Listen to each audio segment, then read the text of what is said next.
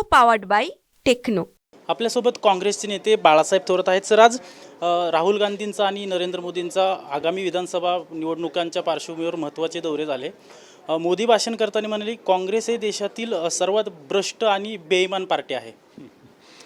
कारण पंतप्रधान मोदी प्रत्येक 8 दिवसालाच आपल्याकडे असतात, त्यामुळं फार त्याचं विशेष वाटण्याचं काही कारण नाही आहे. लोकसभेला ते असे त्यांनी कमीत कमी किती सभा घेतल्या आपल्याकडं मोजता येणार नाही इतक्या सभा घेतल्या.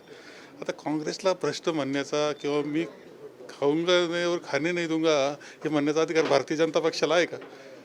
जेवढे खाणारे होते, जेवढे ईडी आणि ज्यांना इन्कम टॅक्सचे, ईडीचे, CBIचे जेवढ्या केसेस होत्या तेवढे तर त्यांनी घेतले जातात. त्यांच्याकडे ते मंत्री झालेत, ज्यांचे आरोप केले त्यांच्याकडे तिजोरीच्या चाव्या त्यांनी दिल्यात.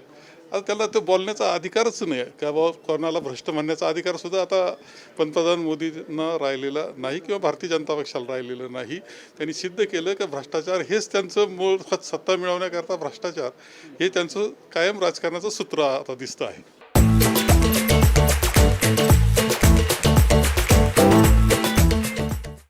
मोदींनी आपल्या भाषेत एक महत्त्वाचं वक्तव्य केलेलं आहे की महाविकास आघाडीचं सरकार जर राज्यात सत्तेत आलं तर महायुतीने सुरू केलेल्या सर्व योजना महाविकास आघाडी बंद करेल.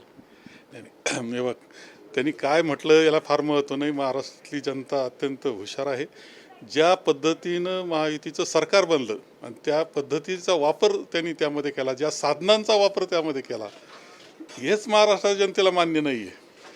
आणि त्यामुळं काही सांगितलं पंतप्रधानांनी तरी त्याचा उपयोग हा काही त्यांना होणार नाही. महाविकास आघाडीवर विश्वास लोकांचा आहे. लोक आता महाविकास आघाडीच्या पाठीशी आहे. निकाल हा महाविकास आघाडीच्या बाजूने होणार आहे. फक्त प्रयत्न आमचा असा आहे की किती मोठं बहुमत आम्ही मिळवू शकतो हा प्रयत्न आम्ही करतोय.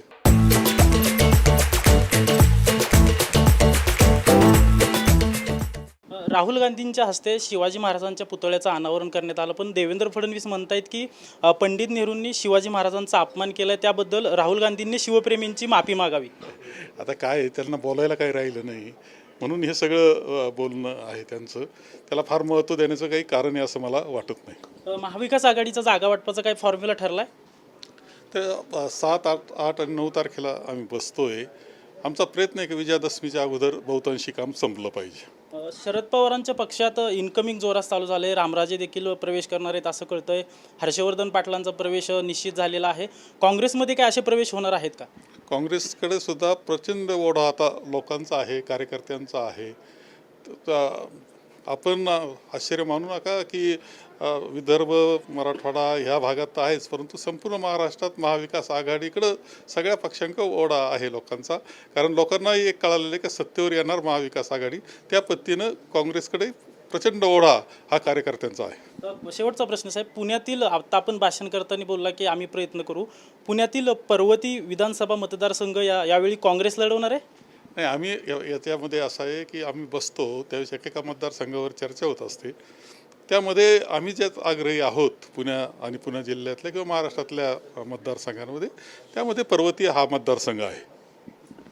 अजिंक्य धायगुडे, TV9 मराठी, पुणे. को पावर्ड बाय टेक्नो।